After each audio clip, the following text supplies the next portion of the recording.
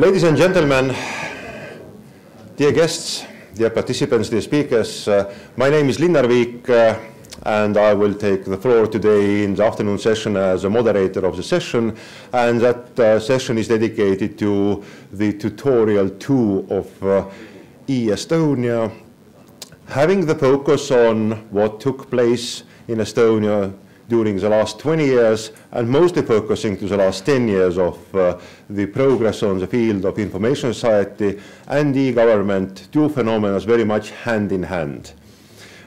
We have a translation equipment available, and let me remind you once again that English is channel 7, Russian channel 6.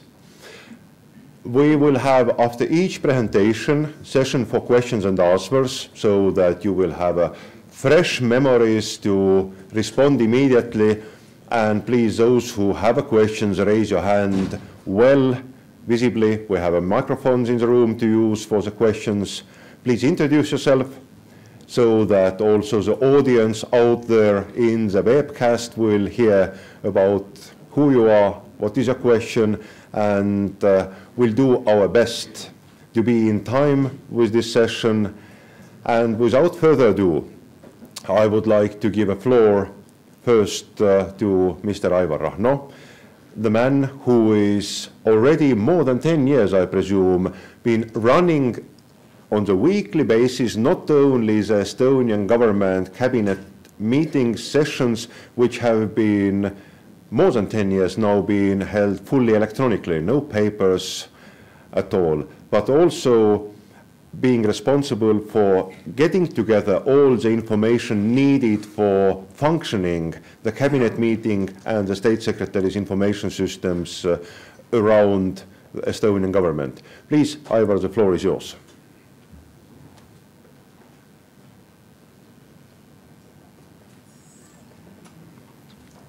Thank you. Ladies and gentlemen, it's a pleasure to be here and to be your first presenter today.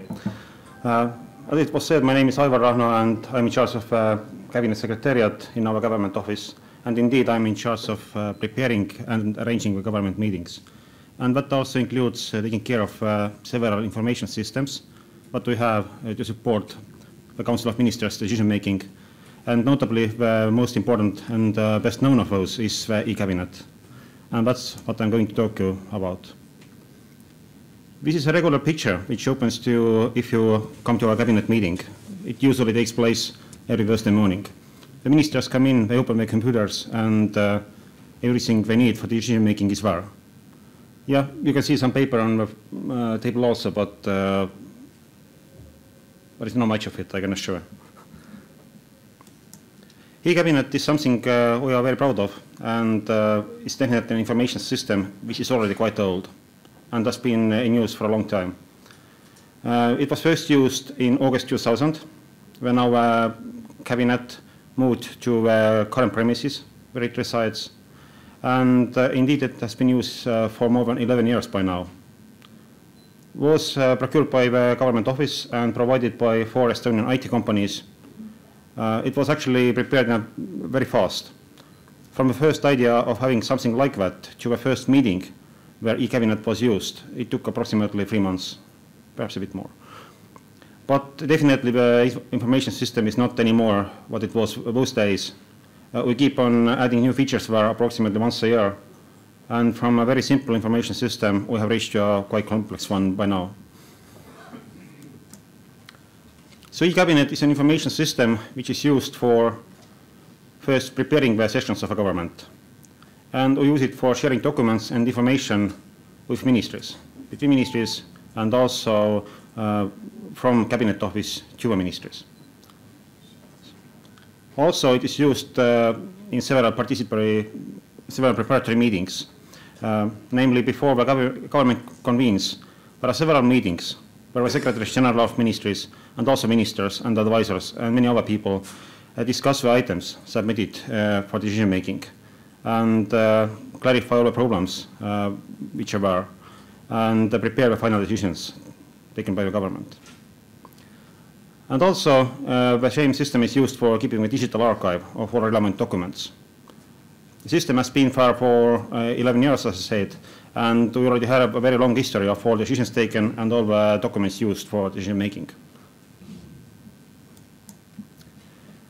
E-Cabinet is not an open system, so not everybody can go there and see what's in there. There is a constitutional requirement which states that the meetings of a cabinet are closed, and therefore only the ministers, the members of the government, and also quite a large number of officials who are in charge of preparing the decisions of a government are those people who can use it. The number of users currently is around 500. It does not mean that the information we have in e-Cabinet is secret, no. But definitely are also restricted documents. But most documents can be obtained by the media and public if you want to know more about those issues. And also quite many of them actually have already been previously made public in other information systems. The information system has several user categories, and depending on who has to do what, also the privileges are different. To use the system, there are several ways to authenticate a person, and there are 3 options at the moment. ID card, also mobile ID, and still we retain the option to use username and password. That's because the system has to allow the ministers to access it from everywhere, also from countries where it may be impossible to use ID card for authentication, and that option has to remain there. This is the open page if you want to use the system. The main component of e-Cabinet is internet-based original software. I very much emphasize the words internet-based because, as I said, a minister has to be able to use the system from everywhere. He has a computer and internet connection. So internet-based software is something which makes it possible.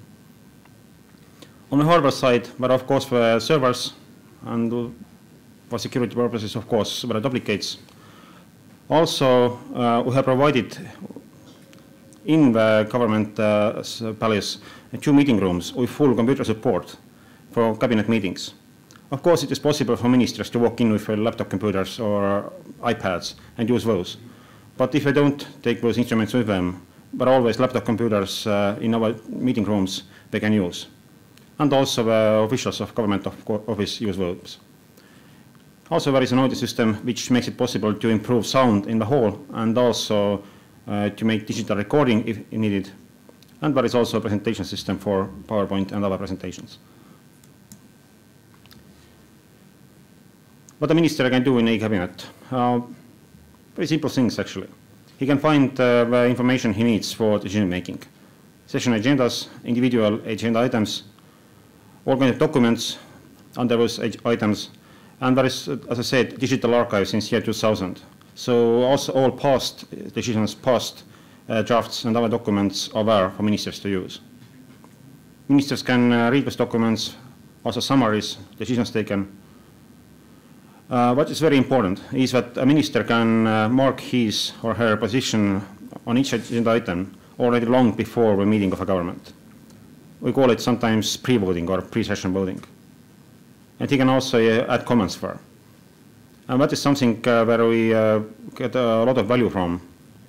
Namely, using these positions, we can coordinate a lot before meetings to solve the problems which have been identified by ministers, and also to confirm ourselves as a cabinet office that one or another item is ready for discussion in the cabinet.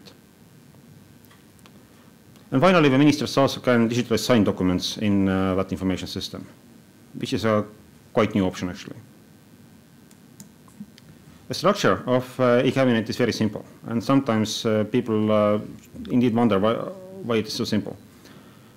The structure is such that first the minister, when he logs in, finds the session agendas of both upcoming sessions and past sessions, and under each agenda there are agenda items in a row. And for each agenda item, there are text fields with some general information, summaries of content, draft decisions, and finally, once the session is over, also the final decisions can be found there.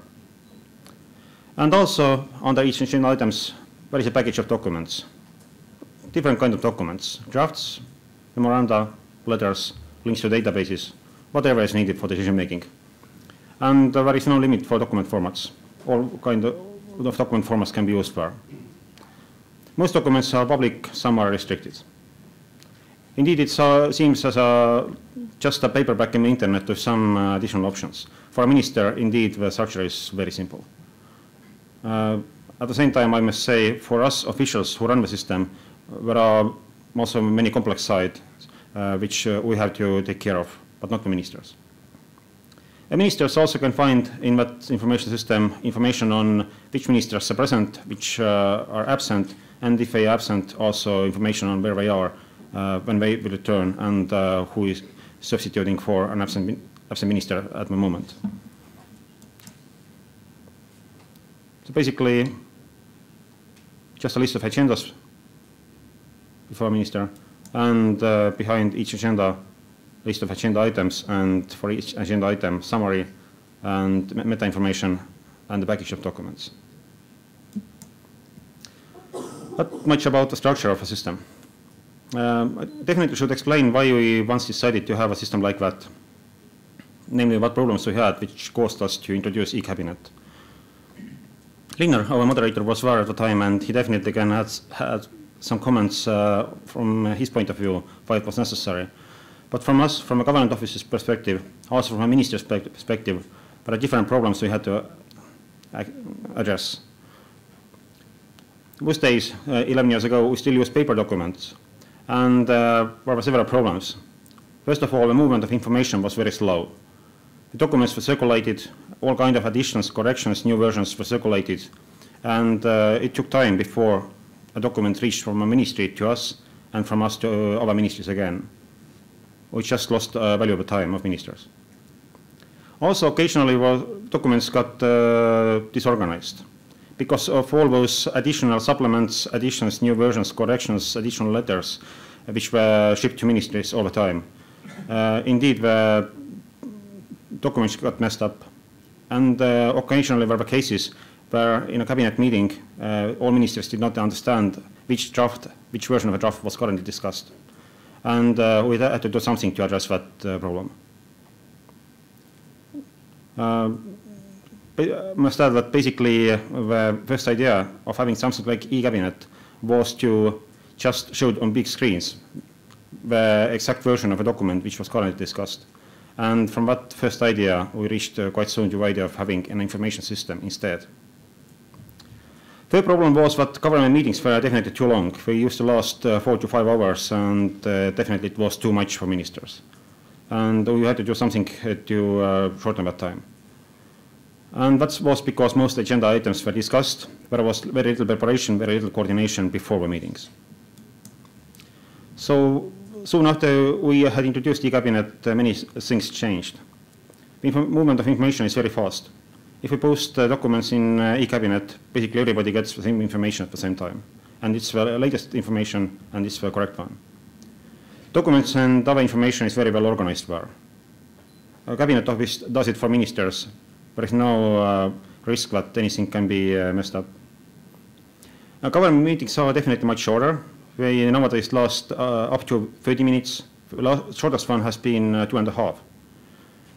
Indeed, it raises questions what ministers do there. But indeed, sometimes everything has been so well prepared and so much discussed in preparatory meetings that there is indeed nothing to discuss anymore in a cabinet meeting. As I said, there is much more preparation because of that, and very little discussion in the cabinet meeting itself. Only very political topics or very important topics are open sometimes for discussion, nothing more. So, yeah, for us officials, as I said, there are many good things the e-cabinet brought to us. It's very convenient and flexible to prepare the agendas and dossiers. Indeed, we don't have to circulate papers, but we can just add new versions or correct the mistakes. The documents are available to all users just minutes after those have arrived to the cabinet office. It's very easy to access the archive materials. Nowadays, it's becoming more and more important because, indeed, nobody imagines anymore going to archives and start searching for documents which were discussed 10 years ago. Impossible. It's very hard to do that in an archive, but in e-cabinet it's very easy. It's very easy to inform the public using e-cabinet. And also, we indeed very much like that there is no more copying of all those thick dossiers of paper. I must also say that we save a lot of money thanks to that. The tools similar to e-cabinet also have been provided for several other bodies which meet within the government office. I must definitely take a note of the cabinet meetings, which are the informal policy meetings of ministers. Those meetings are also served using a similar ID application. And also several committees. Some of them are listed here. Some of these committees actually can do the decisions without convening physically. So if a cabinet as a political body is still expected to convene physically, and some of these committees can do the decisions just online based on information they find in the respective information systems. Lessons learned. There are several. I would mark some of those and also explain why I think those are lessons for us. First, not just software is something which may change, but also we must be aware that the processes have to and will change in addition to just software. And many practices which have been considered to be appropriate or even so well proven that nothing has to be changed there appear to be the ones which have to be changed. As in our case, a lot of emphasis suddenly shifted from discussing proposals to preparing the proposals for ministers. So the preparatory work and the consensus building suddenly shifted from the meetings to the phases preceding meetings. And that was a serious change in process we have had so far. Next, suddenly new questions emerge which have to be answered and which cannot be left unanswered. As soon as we got e-cabinet, we had to start thinking about digital archiving of all the information we had there. In the beginning, I must confess, we still used a lot of scanning, and many of these documents were actually, in original version, paper documents which were scanned and posted in e-cabinet. But quite soon, we started using digital documents only. Those documents have to be kept forever, and it's a hard issue how to do it so that nothing gets lost there. Data protection, again. How to keep secure the data which contains, for example, personal data, foreign relations related issues, data like that. If those documents are on paper, it's easy to keep them in a locker room, in a cupboard, in a file, in a secure place. In information system, you never know who exactly can access those. And it became suddenly an issue for us. Also, user privileges. Who can see what, who can comment what, who exactly has right to contribute in any phase. We had to address that. And that process continues also nowadays. New issues emerge. Thirdly, no information system is an island. And we must be well aware that all information systems have to work together with others. As soon as we got e-cabinet, it became an issue how the documents get in there, or how they get out of there. How can we arrange our working procedures so that we don't have to print anything out and scan it and post it again? How to make sure that the document formats which come from other information systems are suitable for e-cabinet? How to make sure that nothing gets lost while the transfer is made? How to make sure that there is as little manual work included as possible, etc., etc. Fourth lesson is the issue of how many information systems should we have. At the same time, we introduced e-cabinet, also many other information systems, new softwares, new databases emerged in the country. And suddenly we were facing the situation that there were just too many of those. to get the information you needed, you had to use several information systems at the same time. You had to, for example, in our case, to compare versions of documents in several information systems. You had to move documents from one into another.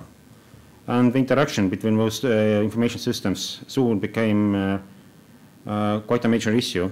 And in several cases, we had to face the fact that some information systems were just not able to communicate well to others.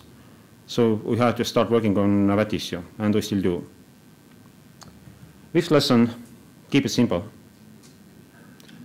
Ministers, in 10 years, all ministers we have had, I must say, are indeed and have been indeed fans of e-cabinet. They do like it. They do like it a lot.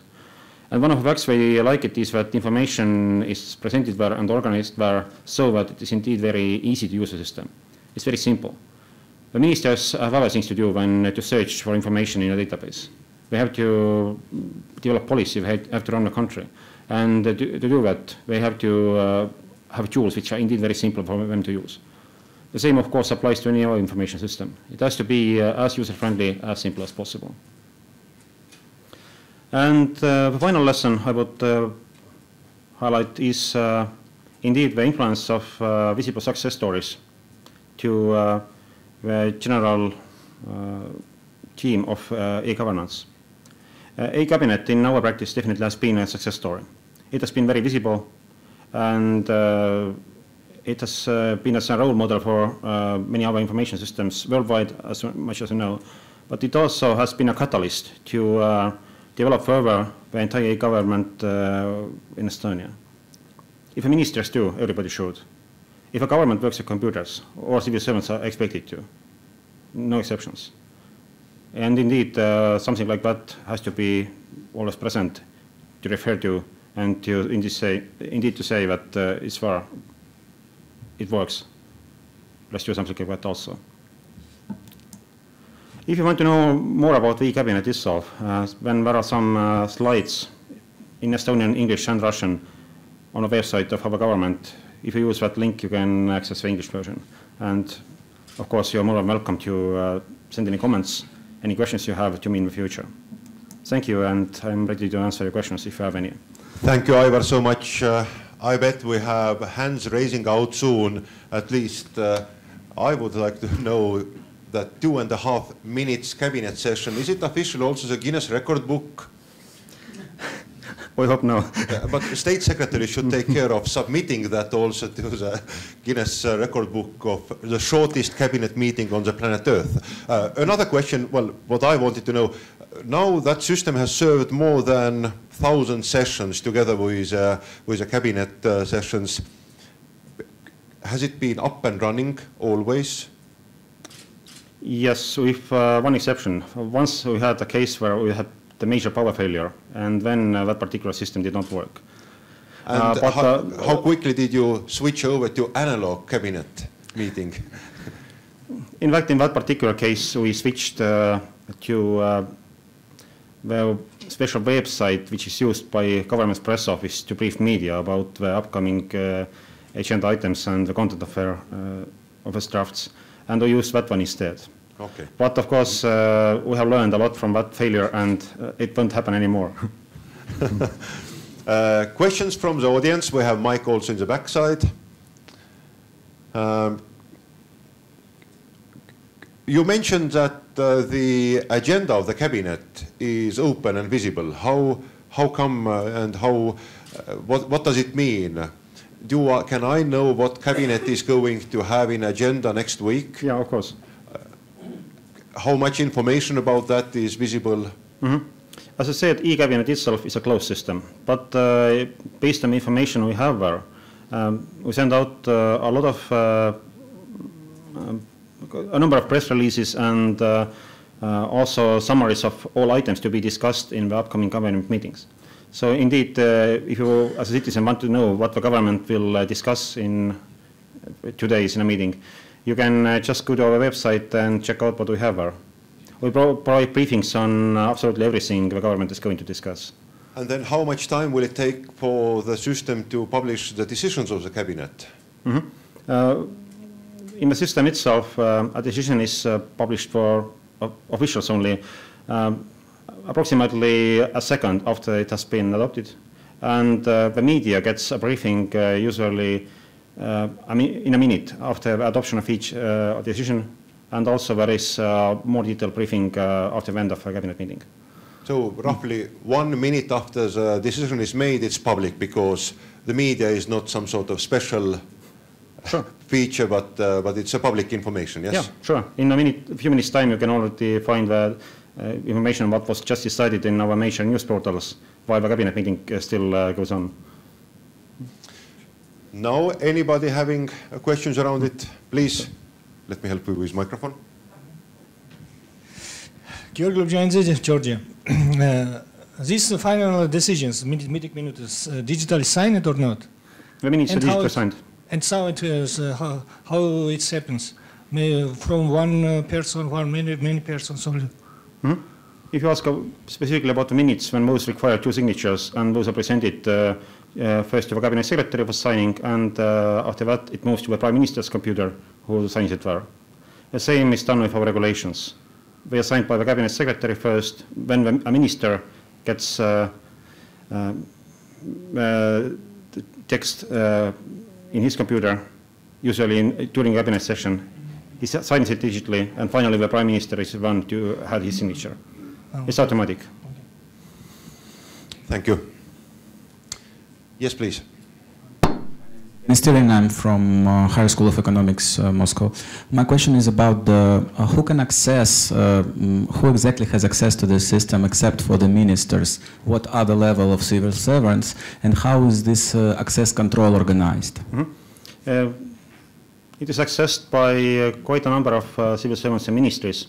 Basically, all officials who are in charge of lawmaking in ministries have access to it. And in addition to those, also officials from several other state institutions. A respective agency has to apply for user rights, and those are checked by Cabinet Office and those are granted by the Cabinet Office. Well, indeed, the cabinet, e-cabinet is a top of the iceberg, depending very much on the other public institutions, administration working already electronically, and that was actually the case in 2000 when Estonia found out that the only place where the documents, the paper documents were distributed was actually the cabinet meeting. But my final question to close this session is, Estonians have a kind of national sport of changing governments every now and then, which means also new ministers coming as a new users of that system. They have never ever seen this. How many hours will take the training of the new users if a new minister comes and starts using that system? How extensive is a training session? Do they know how to use internet and computers and Yeah, everybody knows how to use computers and the internet. If a new minister comes in, I usually spend about 10 minutes talking to him what the system is like and where to find the information he needs. And that is usually sufficient. 10 minutes? 10 minutes. Sometimes 15. Okay. It really should be simple. It is. Well, thank you once again, Aivar, and we move ahead with next level of look to the... Thank you.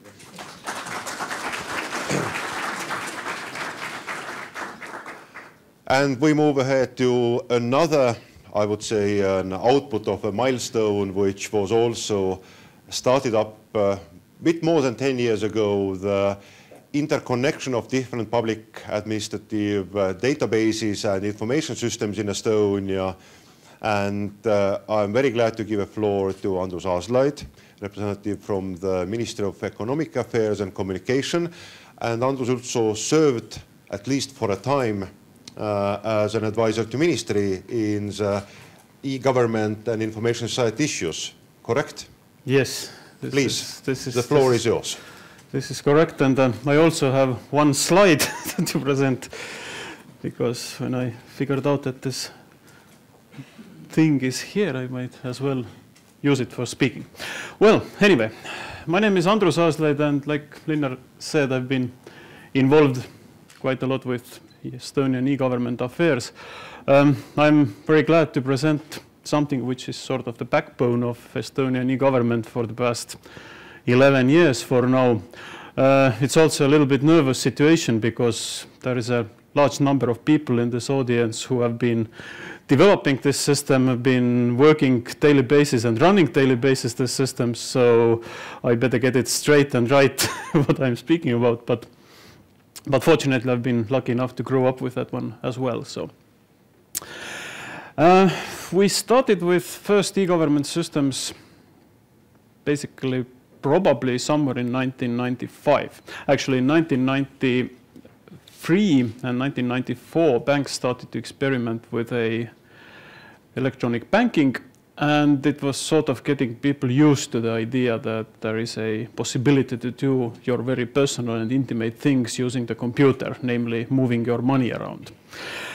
And then there was a lot of computers around at this time already in the government, and everybody was doing their little thing with it, collecting data, whatever they had. They decided that everything has to be computerized, and well enough, in somewhere 1994, 1995, we had a major leak of the information systems happening, where you would basically be able to buy a nice CD with pretty much all the e-government we had on 1995, all nicely copied on one CD and sold to you for something which would account probably for 20 euros today. Well, anyway, the world didn't collapse. Everybody, actually the tax collectors and people were quite happy with it, that they now had every personal record possible. And the power of the e-government has born. But anyway, the system was developed also on the governmental level to make the public administration more efficient, because we are a relatively small country, but in one way or another, even the small country has to have all public administration structures in place. And really, in order to make it effective, we didn't have any other way than trying to make it more efficient, trying to make it more interconnected. And as different institutions already had, like I said, their own databases, somewhere in 1999, we started to work on the system to how to connect it all together. Today, if you look at how the Estonian e-government backbone is really made of, then there are basically two major components to it. And then the rest of it is sort of connecting around it. And well enough, the first very large component is this X-road system, what we are talking at the moment about, which basically is an interconnection system between institutions. I will get a little bit into the details later why it's not exactly just a data exchange, but why is it a little bit special as well. And the second large part is identity card, which basically grants the security around this system. And when the first plans of the X-road were starting to take shape, then it would be quite obvious that if you want to interconnect something, you will be just making a lot of sockets and a lot of plugs and just get all the different databases around the government, and just make sure that if somebody wants to have an access to the data from some database, that there would be a unified system of doing it.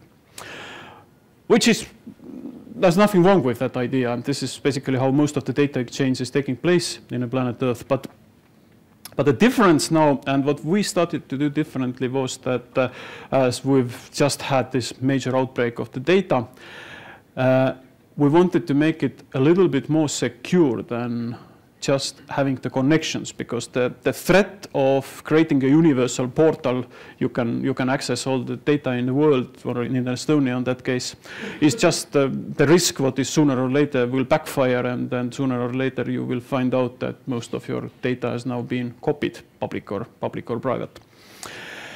And so on this picture, which is important to understand, is that if we take these different government databases here, it is connected to the X-road backbone, but they are not connected on the database level. So, namely, if I want to have a public service what has to access data from the different parts of the world, It doesn't mean that I will then create my service and then I will copy record from here, record from here, record from here, make sure that the data set fits to my particular need, and then start using it. How it works indeed is that we have designed the system to work as a view to the different data sets rather than the different databases.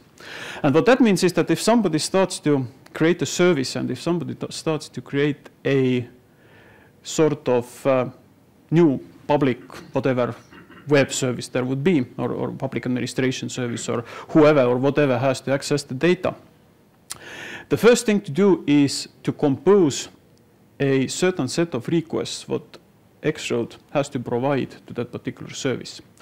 And this data does not consist of the full records of those databases, but it is rather composed of the data sets particularly needed for that particular service. So it is not done on the transparent level to the databases, but it goes through the adapter server, which job is to answer to this particular request, whatever it then has to do with a particular database, and then transmit it through the security server and through the X-Road to the whatever service there would be. And what this gives you is not a unified view to the data itself, or actually to the data records, but it will give you a view to the data for the particular service. And this will give you a whole set of new possibilities to work with the different government databases, because now you can add all sorts of things to it. You will first be able to describe the semantics and the data structures in a way that you will be able to create the services that only see what they have to see. So this will allow you designing the services in a very efficient way, because you don't have to deal with an idea that somebody has changed a logic of how the data is stored, or somebody has made an additional fields to the data which will make the behavior different.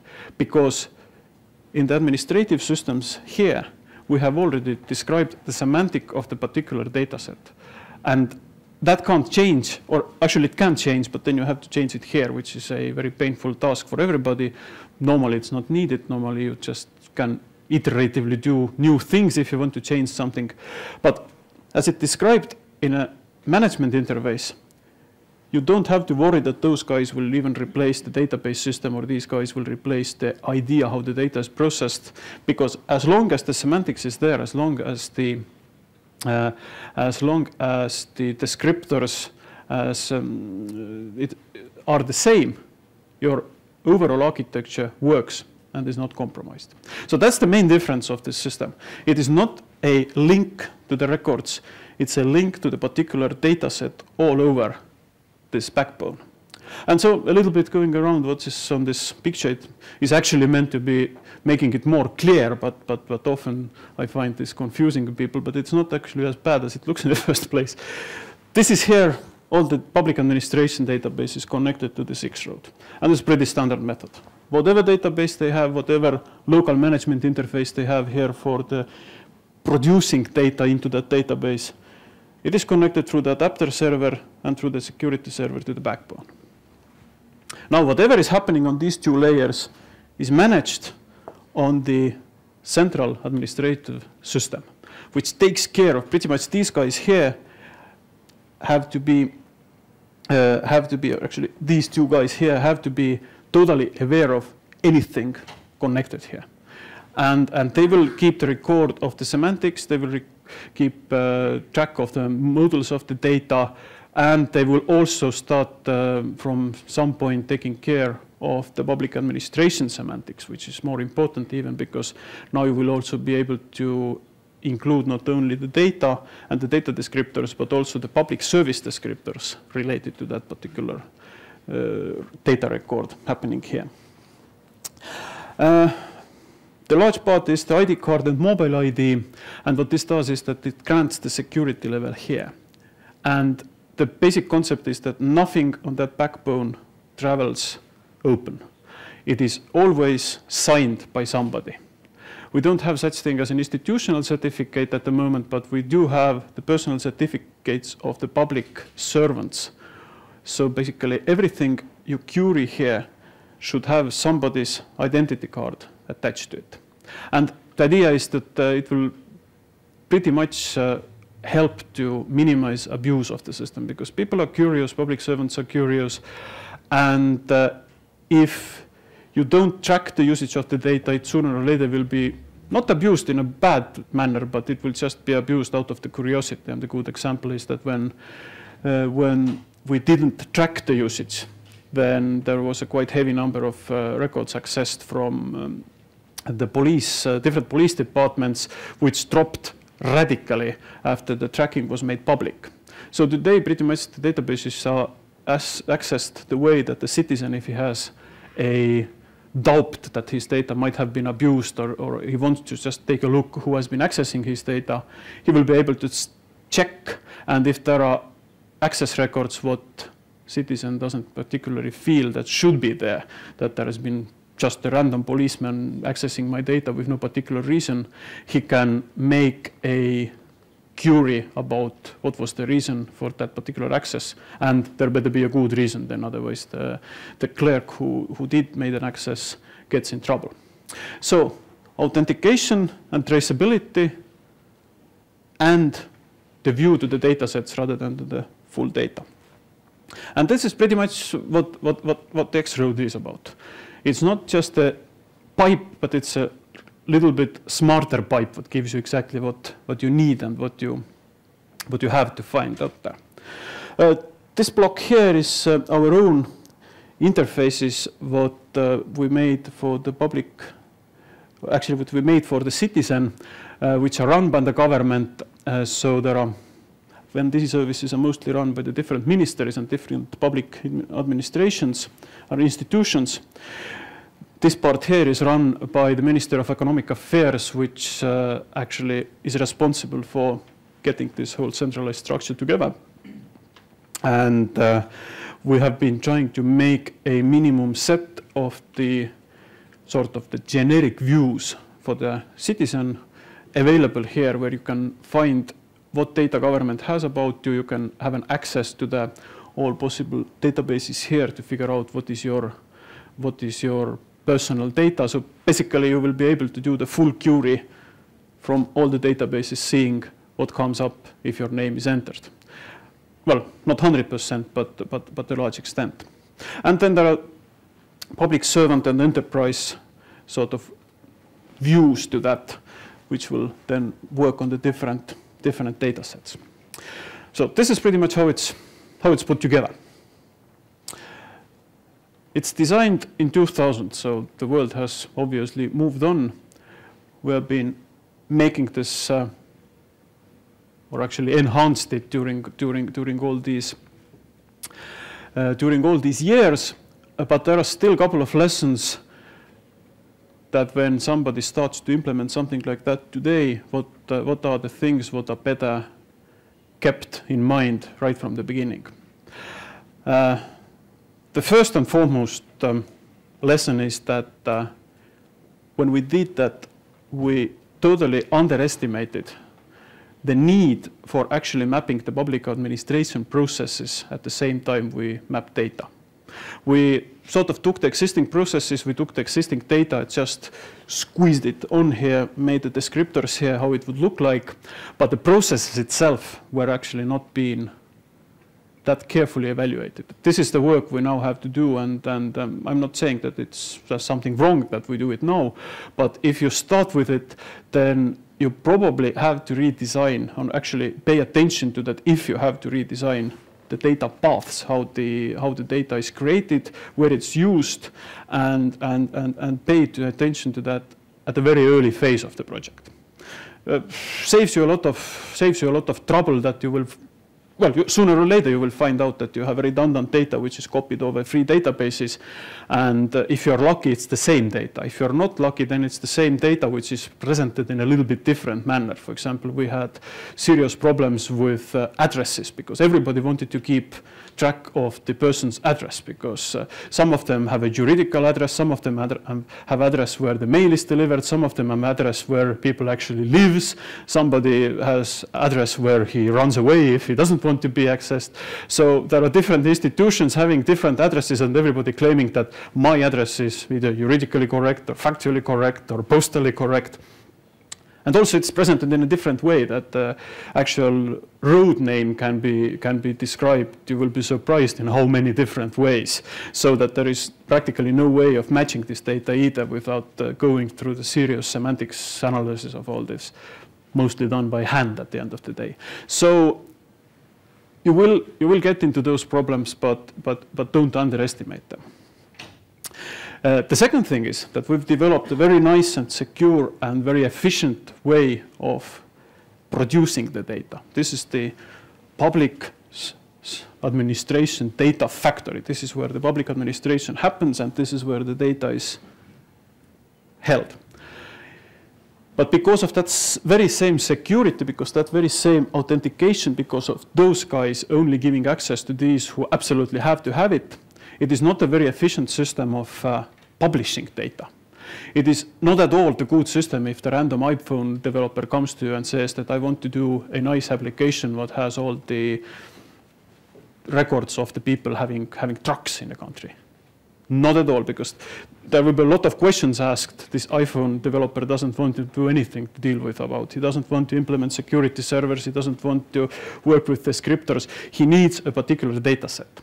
So what we're working now on this picture is to add a sort of a cloud part of it, because this is pretty good cloud-based concept, although it's developed when nobody even used the word, and the only cloud was the internet drawn in the center of the picture. But today we are working on making part of it copying itself to the cloud, making the data publicly available without this hassle.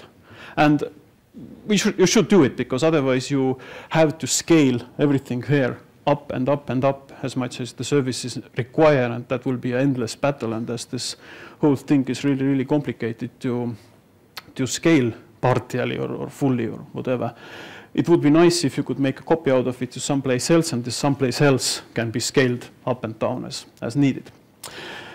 So you should focus on how random citizen can access data, how random company can access data and create his own services, the community-delivered services.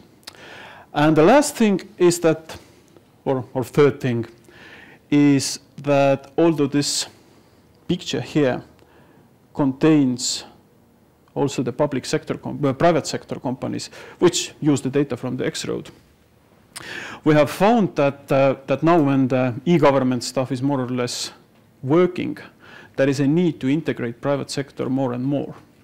And this system is once again not the most effective way of integrating private sector. So I can't say that we have a good solution at the moment. We are discussing if we should extend this X-Road and make it better accessible to private sector, or should we take another such picture and put it here and call it a sort of the private X-Road, or what should we do with it? But the question is that in these days the private sector gets more and more involved in the tasks and the borders between services provided by government and services provided by private sector.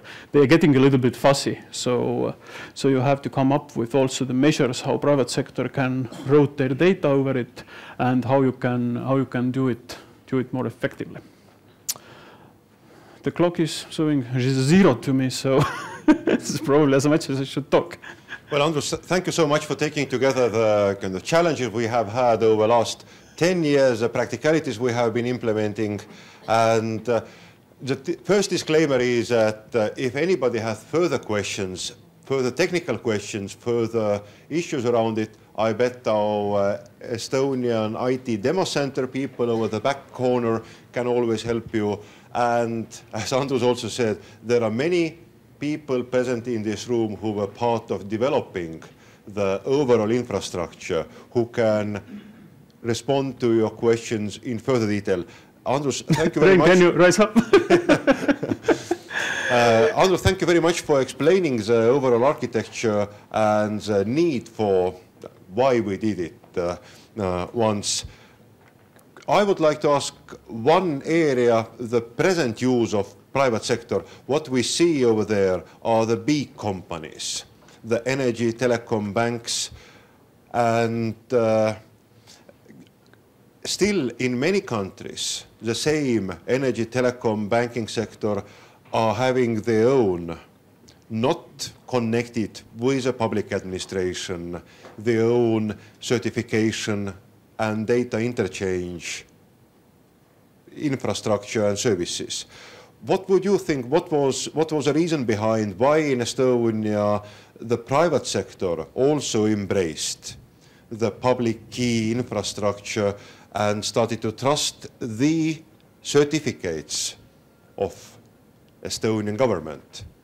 Well, compared to the many of the telecoms and banks we have here, the Estonian government is, and the overall Estonian society and economy is only a fraction of their business portfolio, and they still took a risk and started to trust in the Estonian operations that particular part. So what was behind the fact that, that the private sector is integrated already? Well, if you look at the history, then it wasn't as smooth, as nice as you described it, because it was really actually happening vice versa here. And the idea was that when ID card was launched, we had quite, there actually will be a panel tomorrow about it, but when the identity card and this public infrastructure was launched, everybody was pretty much agreeing that it's a necessary instrument and we have to have it. There was some demagogy battles around it, that if we now have to implant chip to everybody's head or hand or whatever, but generally everybody agreed that it's a good idea. We had cards issued, and then after 1 year we understood that the cards are really there and people are really taking them because it's smaller than the passport and serves the same function. No other reason. We practically didn't have electronic transaction happening in statistically meaningless way for the first couple of years, actually. It's practically the statistics of the electronic usage of this PKI infrastructure starts from 2005, which is like 4 years into the process. What was happening before that was that we still had to have an authorization. So this authorization was still happening through these banks. And as people were used to authorizing themselves at the banks and then doing bank transactions, we sort of made an agreement with the banks that we piggyback to the same authentication system. And sure enough, for the first couple of years, banks were serving as portals of authentication to the e-services on the government level as well. So the trust was actually built on the opposite way, that the government had nothing else to do than to start trusting the banks to say that this is your citizen, this is his security code, this is what he wants to do, and we, bank, guarantee that this information is correct and we don't abuse you, your little Estonia. So it took several years of convincing them that they would discard their own authentication system, because on the government side, we wanted to have identity card being more and more used. But this didn't happen because everybody were happy enough to log into the bank with these code cards having the numbers and the password. And this thing didn't take up. So there was like 2 or 3 years convincing at the banks that please, please, please, we have made this beautiful infrastructure from the government level, what is beautifully secure, and we have been giving cards away to everybody, and please, please, please make use of it. And so finally, after a couple of years, they started, and not overnight, but they started to lower the limits of the transactions you could have in a bank if you just go in with a code card, and they were starting to take identity card as a sort of ultimate tool for the authorization, what allowed you to do everything. They still had these own PIN calculators, what they still do use and what will be there forever, because not everybody will have an identity card, but foreigners or whoever. But then this PKI infrastructure was starting to build and build and build. Of course, there is good partner, the certification center, who has been basically throughout all these years we have had this card, running around and promoting it in any possible way to use, because they are private company which is basically belonging to the telcos and banks. They are holding the certificate, and they are holding the Püüa infrastructure core components for us. And it's their bread and butter, basically, that it would work, because sooner or later they will get some money for actually authenticating the signatures. So they are very interested that electronic transactions on a PKI will take up as much as possible. So the trust is like mutual. We trust banks, banks started to trust us, everybody else started to trust the certification center, and finally, at the moment, I don't think anybody will discussing that it's insecure or doesn't work, or everybody's pretty happy with that. Thank you once again, Andrus, and as I said, there are more information available. Thank you. Thank you.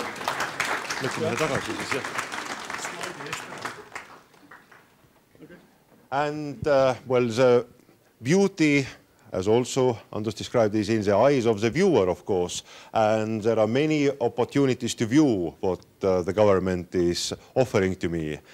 It's also called the citizen portal or entrepreneur portal or the user interface with government, and I'm very glad now to move from the infrastructure view to the user view to all the e-government services. Mr. Mihkel Tikk will present from Agency of State Information Systems the user views and the history of development of the state portal of Estonia. Thank you.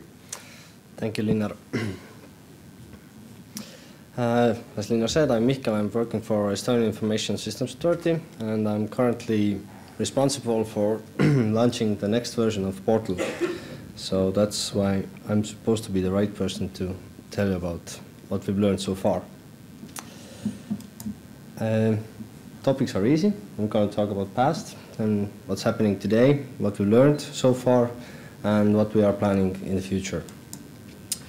Back in '97, like you heard, we didn't have too many services which were interoperable, so we had only an information portal. And it was 2001 when the X-Road was implemented. We started actually providing some services through the portal. And up to that point, we didn't have user-driven model to develop the portal, because the users didn't actually know what to expect from us. We had all these databases which were connected. We could provide so much, but we just had to guess what to provide. So in 2003, we had quite many portals actually. So we had one for the services, we had one for the e-governance, we had one which was to listen citizens' opinion about different laws and services, and it became a necessity to consolidate all that. So in 2008 we succeeded first. So this is what you already saw here. This is the consolidated view of the portal for citizen, for the entrepreneur, and for the official. And it provides the X-Road services, and it provides the articles, and it's more or less service-oriented view. So basically everything connected to the service will be also presented with information there. And 2010, we didn't do really much with just a facelift, but what we did do since 2008, we started gathering user feedback and analyze it, which is very important because this is the first time when we actually took notice about people's opinion of our portal.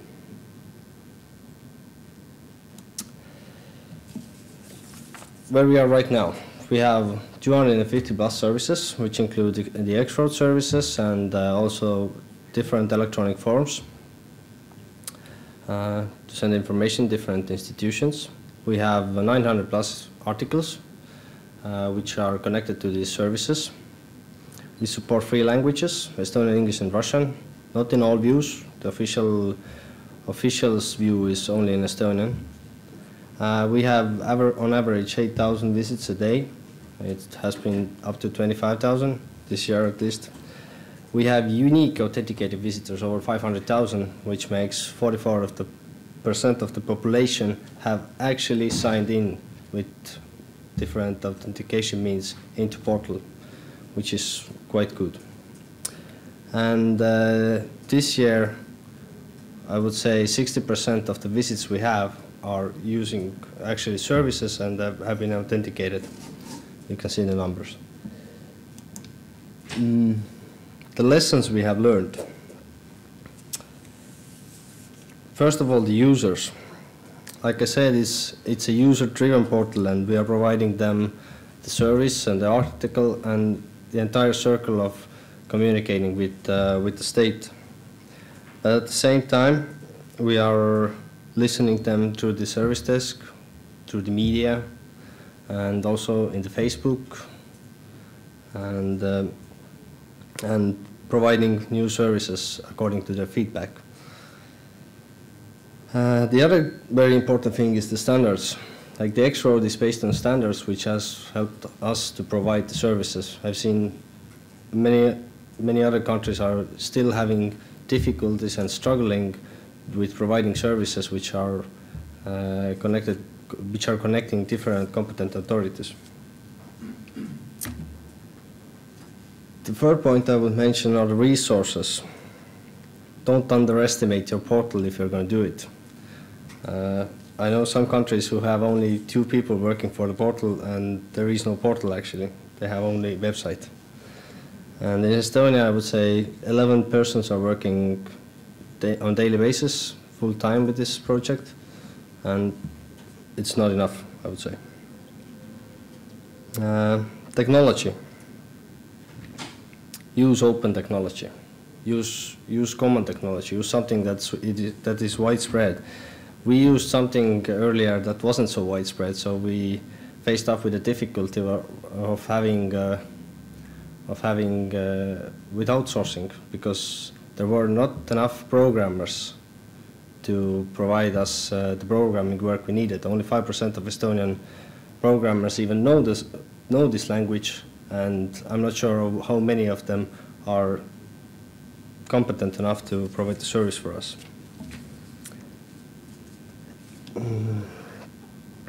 And last but not least, the modularity.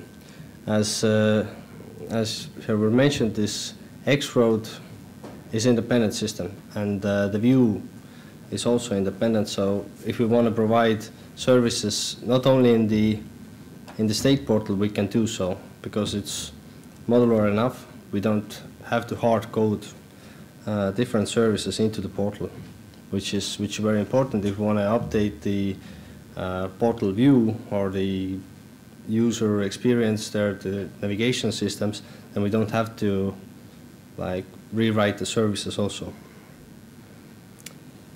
And it gives you a flexibility to answer user needs very fast. So what's going to be in the future? We have learned that people are waiting for the mobile version, which is going to be available probably next year, hopefully, because the mobile browsing is a growing trend, and we have very good public key infrastructure for that to provide services over mobile platforms. Also, we are working on a shared services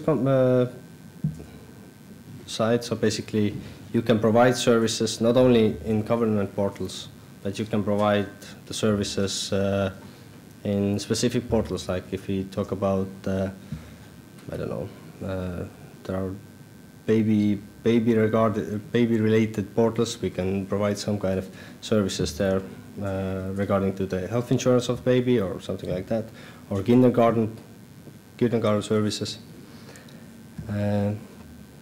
The other very important thing is notification services, which means that which is connected to the next point, which is background services. That we see that government's role is to provide an environment to citizen. So basically, without disturbing him or her too much. So what that means that if government wants to interact with the person, it would be nice for a government to let the person first know that I'm going to bother you in 2 weeks. If you do that, I'm not going to bother you. And also the background services here do the kind of same thing, but you don't need e-service for everything. Sometimes you get more for less, which means that it used to be when a child was born, you have to fill out the form to get the health insurance benefit for a child.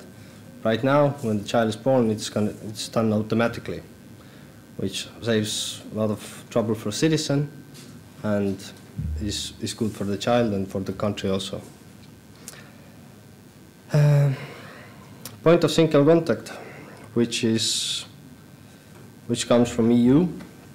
It's an obligation we have thanks to the Services Directive, and this is consolidated entrepreneurial view, where we provide information about establishing a company, running a company, closing a company, doing different actions with your company, about licenses. All the services are provided there or at least linked there.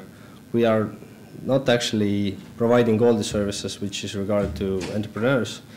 Some of them are in the Estonian Custom and Tax Board, because there are lots of specific fields that you need to actually fill out, that there's no point to bringing it into state portal rather than to have specialists their own portals to fill out this information there.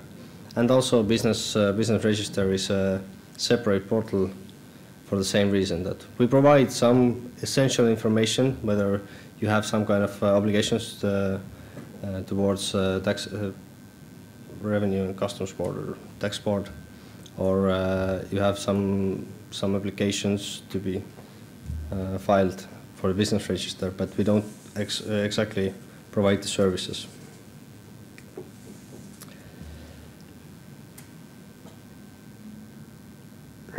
And last but not least is the expand the editor circle, which is something like I already mentioned, that we have a service view where we provide the service and information related to the service. And there are some topics that are handled by different institutions. So rather to let the user run between different portals to get the bits and bytes from there to get the information together, we are actually letting them to write the entire article. We are training them to write this article in the same way that all the other articles are written, so the user experience would be good. If the user comes to the portal, when he reads about the taxes or about the social benefits, they get the full topic and they get it with the same quality, which has been a tough project, but still seems to be working right now. So, considering all of what I've told you, the next step for us will be launching a new portal this month, which will be a beta, and hopefully in 2012 it will be the only state portal. Currently we are actually keeping up 2 versions at the same time, and it's going to look like that. This is what users actually wanted. Thank you. Well, thank you so much for the preview to the future eesti.ee portal. We see in Estonia as an emerging trend and practice towards a consolidation, correct? We are more and more looking to the single point of access to the users. Is that really what users want, or is that what government wants users to want? No, actually, I would say that still users want it. We are not consolidating actually any information. As you see, the information still will lie in these databases, but we are consolidating the view. So there will be still the same services in different special portals like the Tax and the Customs Board, or the business register.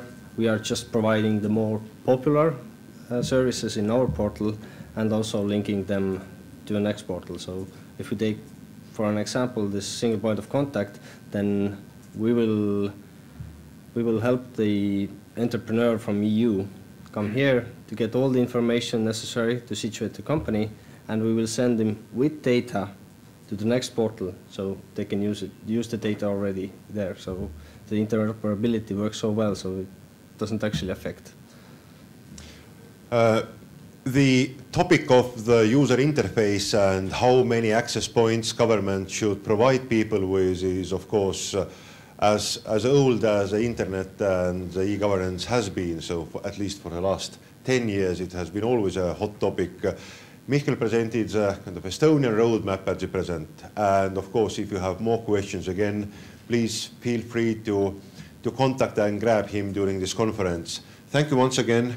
And now I would like to give a floor to representative of City of Tallinn. So far, we have been looking on government from the central government perspective. However, let's not forget that we live in the municipalities, hundreds of municipalities around Estonia as well.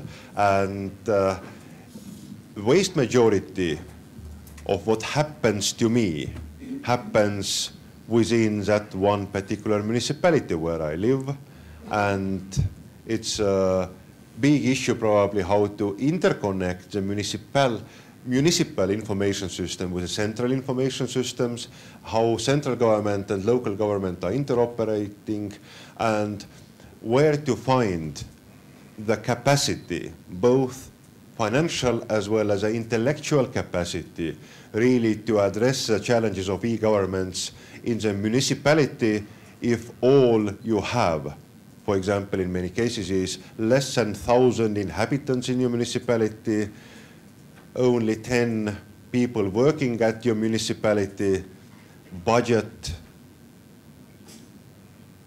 that enables you probably just to renew some of your existing laptops and PC infrastructure, yet you have to, according to the law, come out with the same quality of services as the big cities.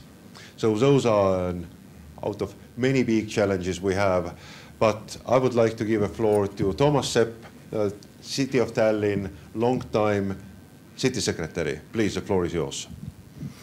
Thank you, and welcome everybody. On my background, I'm not an ICT specialist or some managerial skills.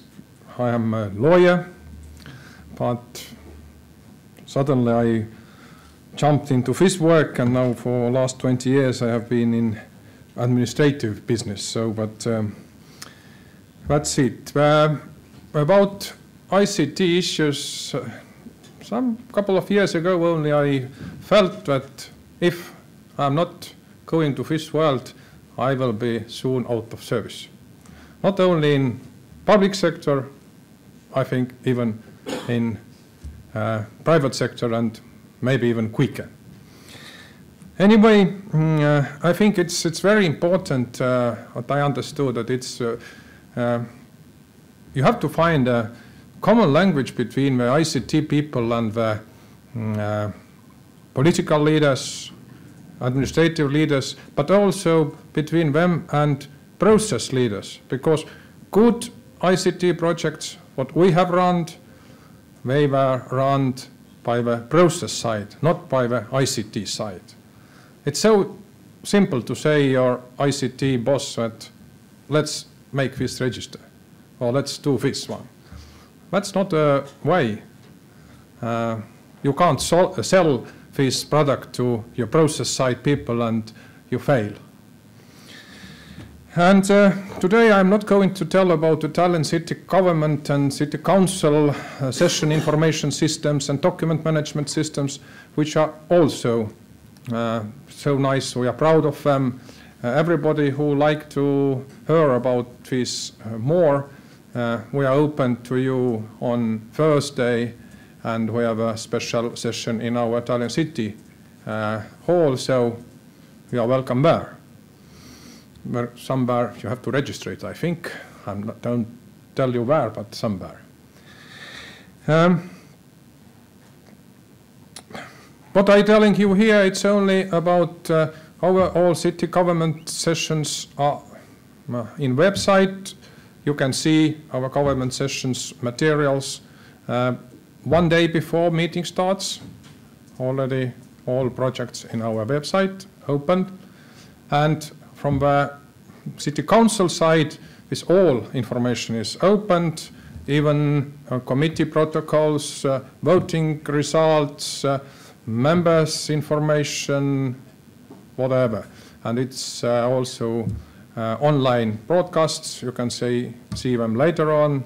You can search by the speaker what he's told 2 weeks ago or whatever. But let's start with something good. I think that Tallinn is not the only big municipality. In Estonian mind, Tallinn is very big because we have 1.35 million inhabitants and 400 of them are living in Tallinn. Regular our municipalities are 1,000 to 3,000 inhabitants, so we are bigger than others. So that is also for us some kind of responsibility. Some of our workouts were used later on in the state level, starting with Register of Population, also our own city legal acts register. With Register of Population, that was even a very nice case. When state started to use the same register, from the next year, they started to charge us from every question we asked from there. So it took 2 years to let them understand that that's not a proper way, because we are doing the same, we are servicing our people. We are not only citizens of our state, we are citizens of also our cities. Also, what I would like to see you at, we talked about ID cards and how widely it's spread, and more than 1 million issued, and not only issued, valid cards. Almost everybody have it. By the law, even you have to have it. It's even legally demanded.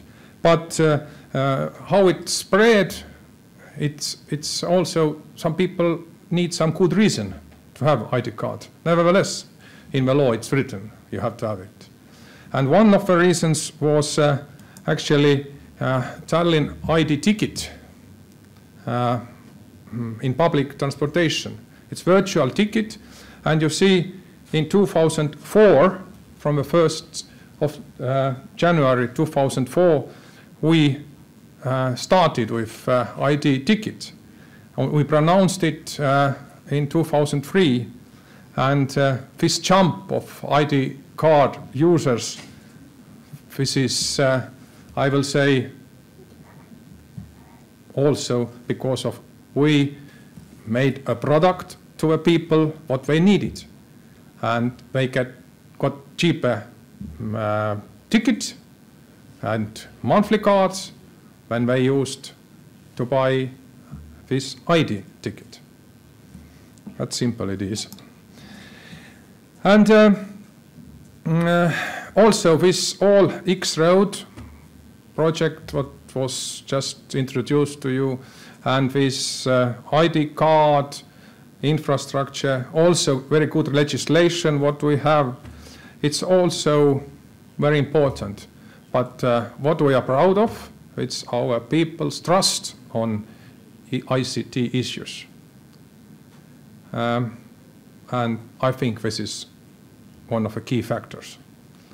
If you send 92–94% of your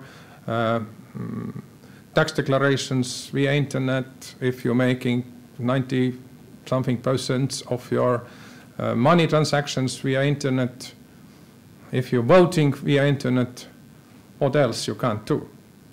But to go to this level, it means somewhere have to come this trust And I will say, and that's my personal opinion, this trust started from this banking sector. And if you trust your money to this internet world or what else, you can't. Why we are sometimes from the city side trying to find out something new or something quicker, sometimes it feels, we feel that the state is too lazy or not too quick as we expecting it. It's sometimes true, sometimes we wanted something too quick. But I will say that these successful projects, they all managed flexibly. And I am quite happy that we run these, all our registers projects these years when we didn't have that restrict public procurement law. Because if we started, we sometimes didn't know where we're going. We had something in our mind, we didn't know exactly where we have to go. And also what we did well, it's training of our staff. It's continuous training. Nobody can work if they are not used to be good or fluent in our ICT knowledge systems. And also political aspect is important. Some previous presenters told how easy it is to put ministers to work with e-government system. The same happened in Tallinn when in one city government, let's say 2 of 7 used it like experiment. When the cabinet changed, they asked how the previous cabinet worked.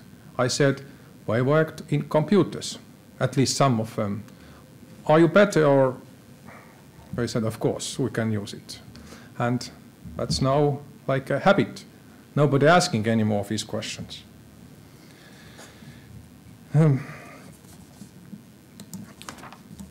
And something what to learn from our mistakes, or what we think we have to be critical. First is about political decision and continuous support, including finances, but not only finances. This is a very important task.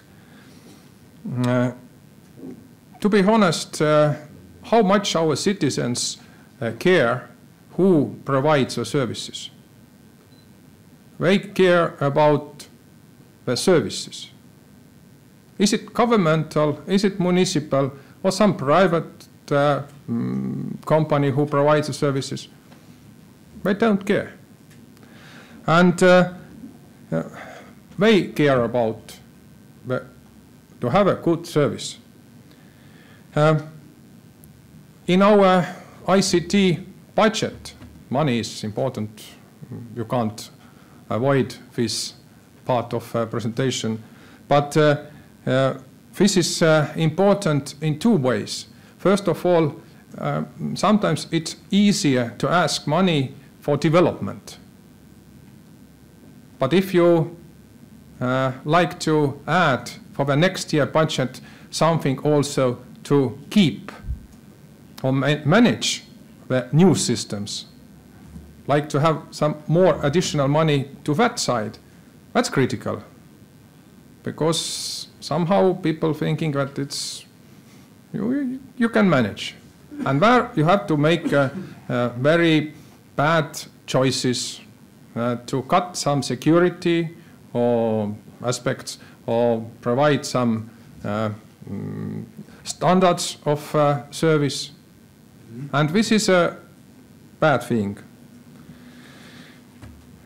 And also, sometimes you have so-called promises before and nothing when the budget process is finished.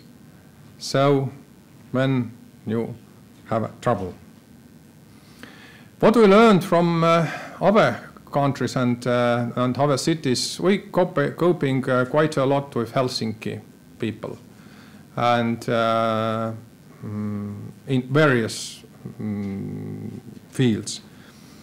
And what we found, they are making very serious research and testing periods before implementing some solutions. Sometimes we are making these things very quickly, even too quickly. But sometimes it's good, sometimes it's not so good. You will make mistakes.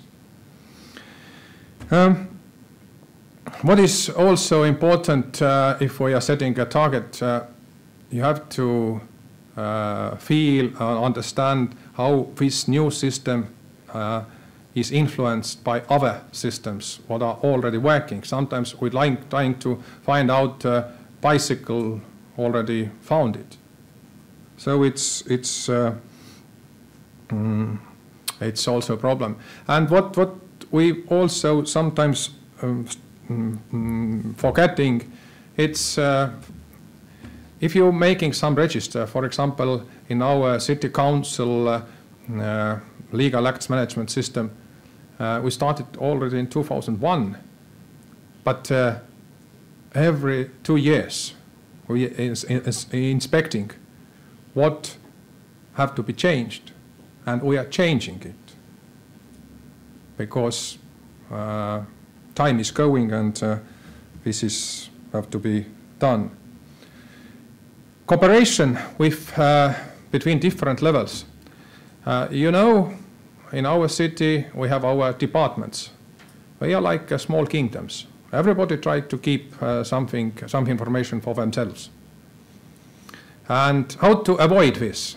Let's plan more money centrally, ICT money, and then by the central authority, ICT committee, when it's good project, let's let it go. But this model sometimes works, sometimes not. Anyway, the borders between the different departments and also between the municipalities and state structures, they are quite strong, even in our country. And what it seems to me that some ministries, when I working out some solutions, they are thinking only about their own needs, the needs of system of ministerial institutions. But they forgot local government needs and also needs of our non-governmental sector. And I think we have a lot to do in this field. And Estonia is a very small country.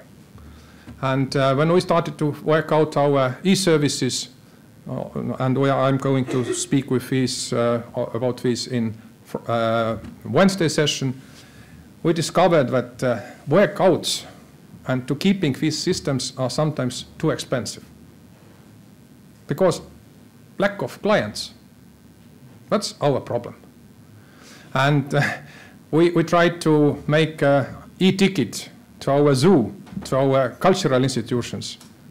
And then we discovered that no need for that.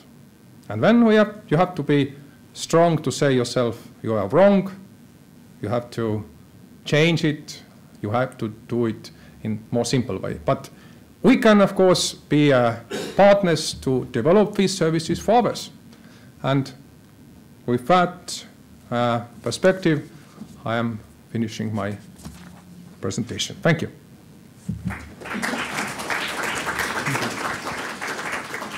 Thank you, Toomas, so much. The challenge of collaboration between central and local governments, and also finding the ways to motivate municipalities, local governments to collaborate, are the global challenges, I presume. They are out everywhere in all countries. We have few solutions. We have some Nordic models which are strong collaboration of municipalities.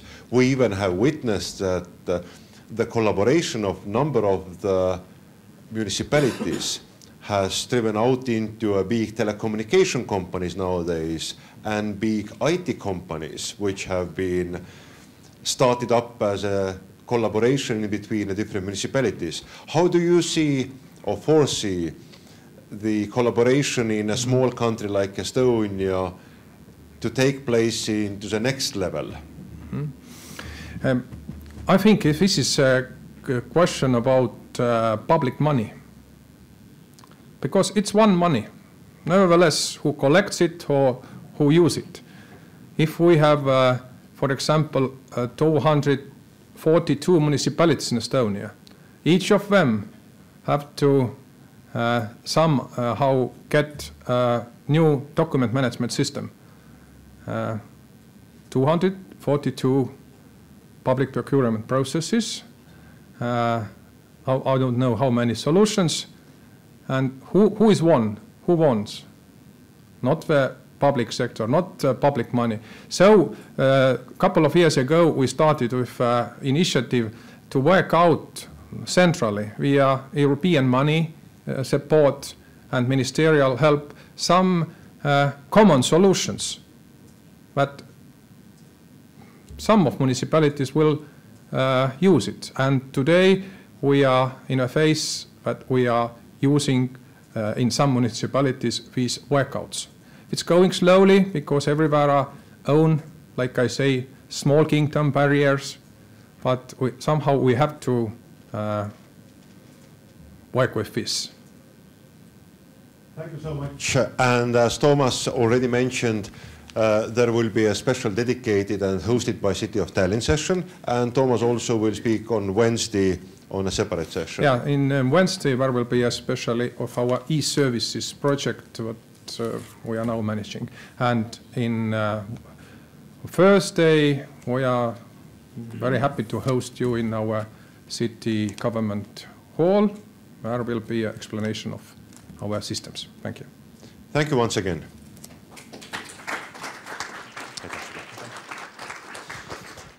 And we will conclude our session, the tutorial 2 to e-Estonia, with a head of Estonian Agency for State Information Systems, Jaan Priisalu.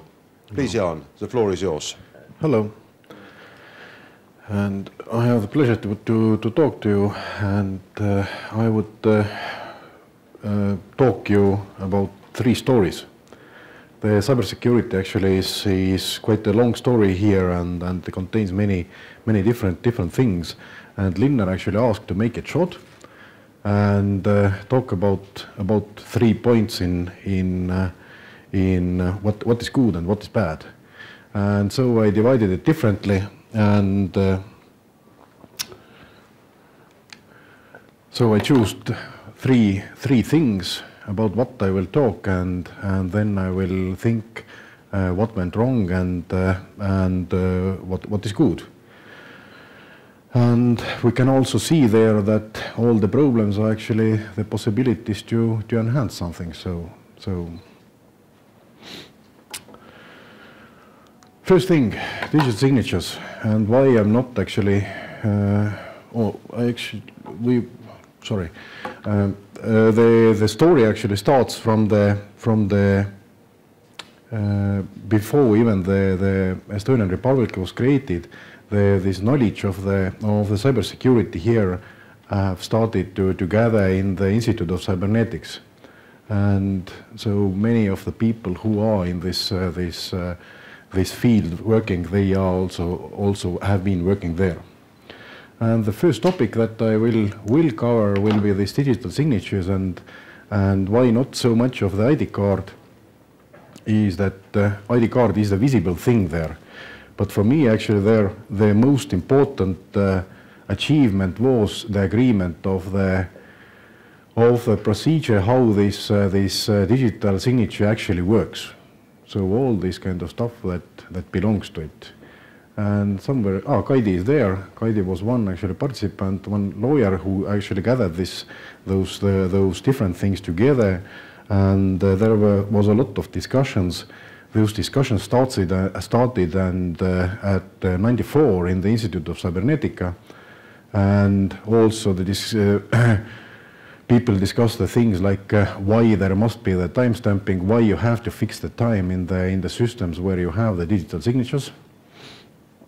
And we have this kind of lack that, or luck that we built all the system from the scratch.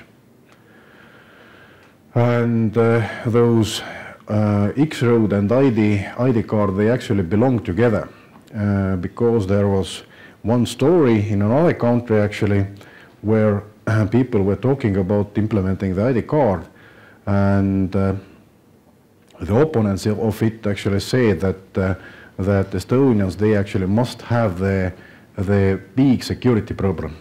And what kind of security problem? Say that to have this kind of system running, you have to have the central database that contains all the data about the citizens. And they even claim that they can access this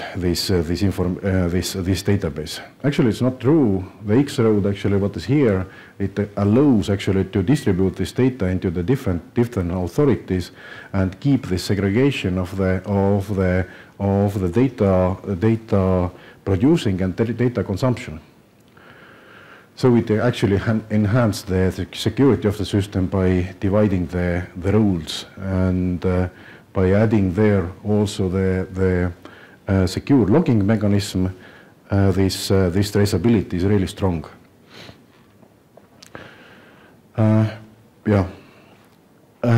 Where we failed in this ID card, quite clearly the operating system support. We were not actually effective enough to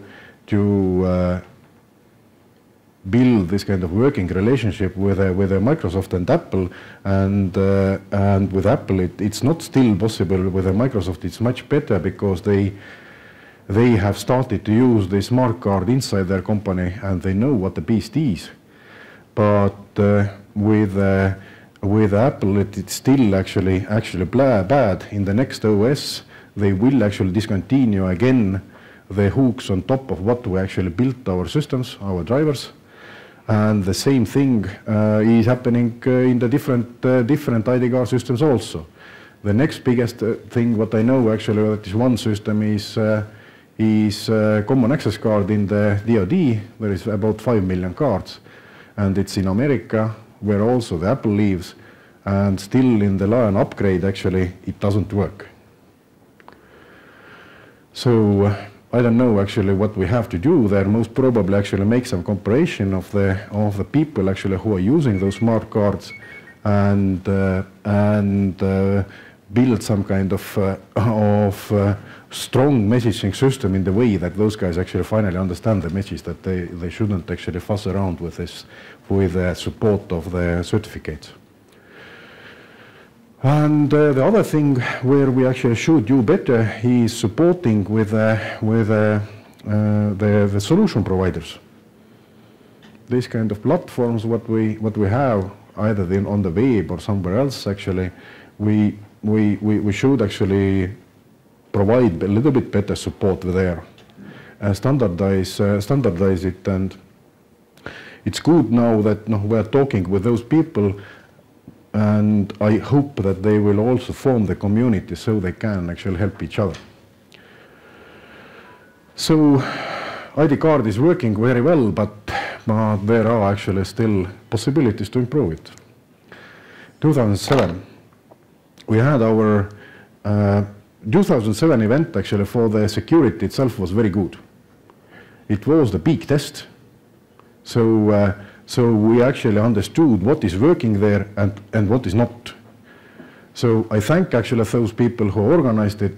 It actually raised our knowledge really a lot, and people got the very good experience. What is the actual this kind of big security event information system? What were the successes?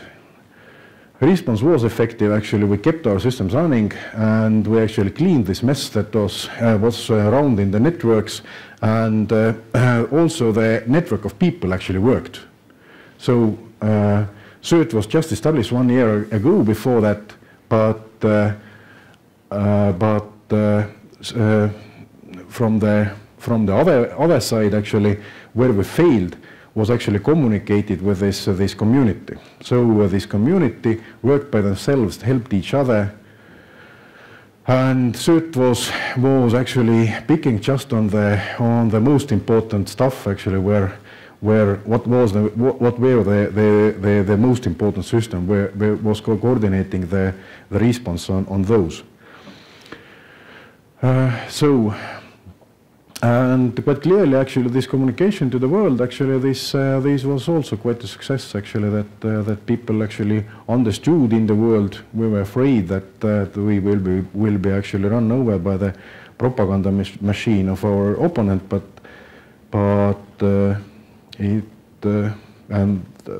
actually we got actually this message through, and understanding actually people what it is and why this network protection is important.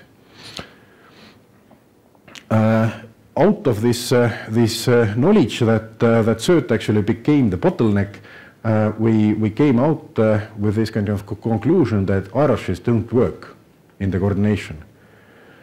That we have to we have to maintain this network, and somehow actually, but the problem there is that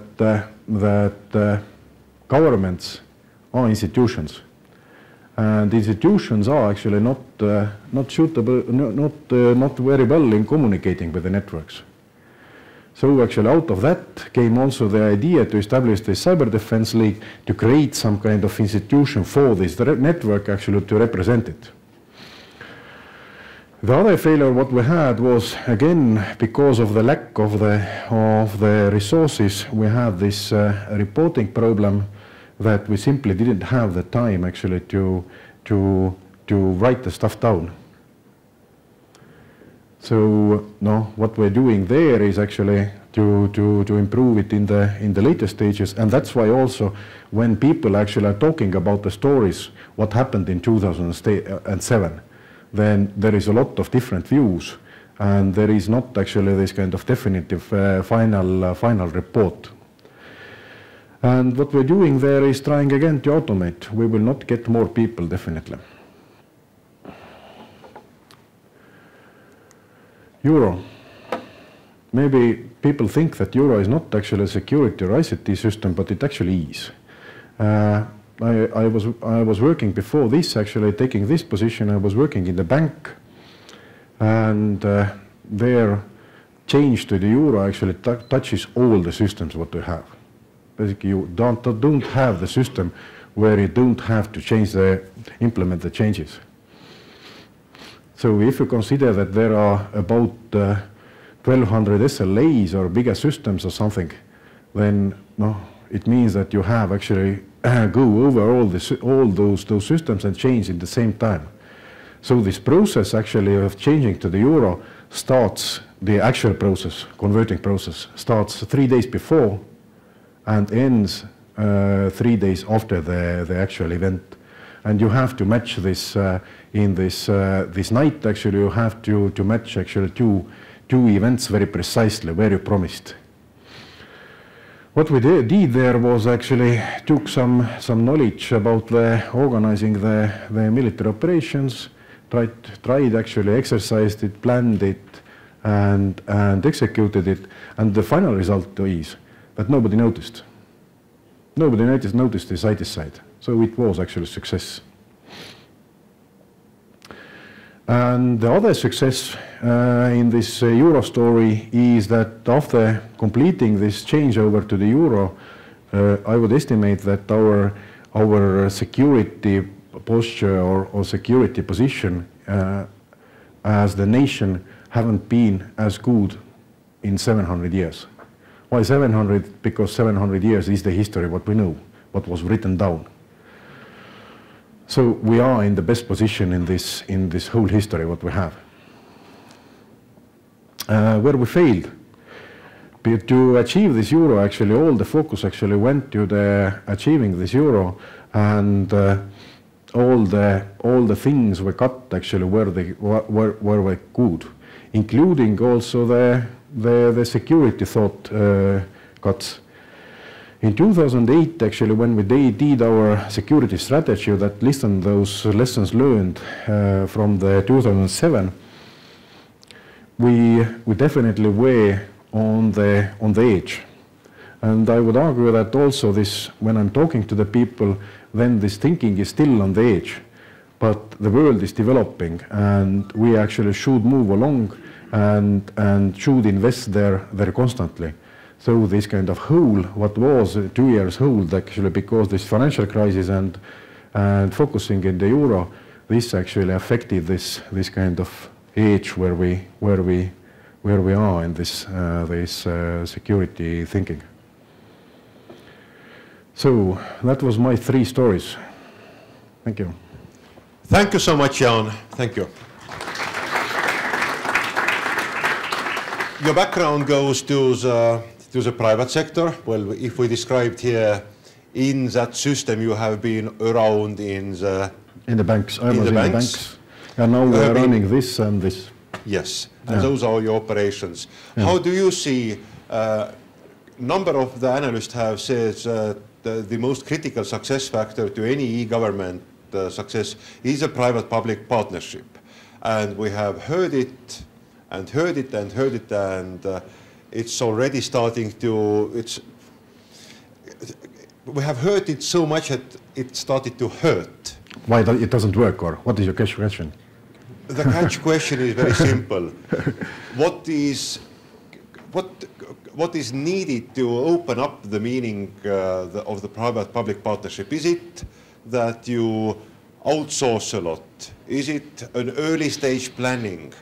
How do you motivate the partnership? And do really banks who are in a very different business, core business, get motivated at all in collaborating with governments? Definitely they do, but it depends always on the communication, how you communicate, and as all in the joint ventures, you actually have to find out the stakes and take into account and respect the stakes of each stakeholder. So banks have their own stakes, and if you sum all this kind of interest together, then definitely banks have the initiative actually to work together in the other institutions. Actually, when we talk about the security, then no institution is so big that they can take solely the responsibility. It simply will not happen. Even Yahoo's and Google's and these big ones actually have understood it. About the private-public partnership, my advice usually to the people who say that it doesn't work, yes, I agree, it doesn't. And usually these kind of relationships where are 2 persons, there are or 2 this kind of parties have always some kind of problems. One is more powerful than the other. This communication is not equal, and somehow it doesn't work. And what I suggest in this case actually is that democracy starts from 3. So invent a third party, and then actually those weaker ones can join actually and beat the bigger one. So this is the democracy to my understanding. And please involve the non-governmental sector. So yeah, this is my advice. That's the best advice of the day, to have more engagement from the civic sector and don't let the business and the government to make decisions, engage more civic sector. Thank you once again, and we are just about to conclude also our session. Aitäh. Aitäh.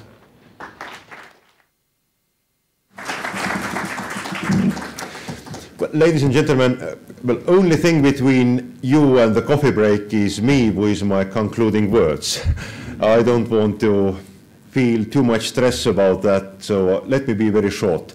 We heard today 5 different views on this afternoon tutorial about e-Estonia, and those views included on top of the iceberg, central government, user's perspective, an information architecture perspective, a municipal and municipality perspective, and also the look to the biggest projects, their successes, and also hidden failures, lessons to be learned.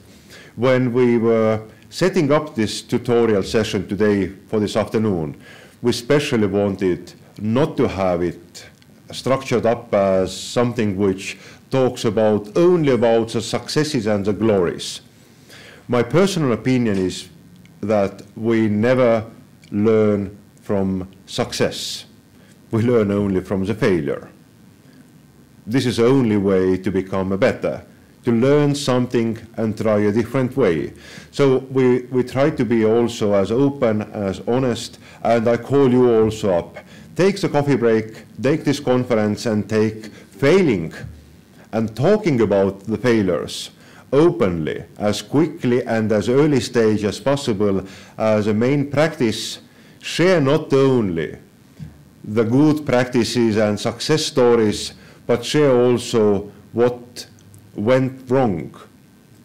Try to find the competence on analyzing why it went wrong and what to do next time in order not to fail, but to fail in a different way.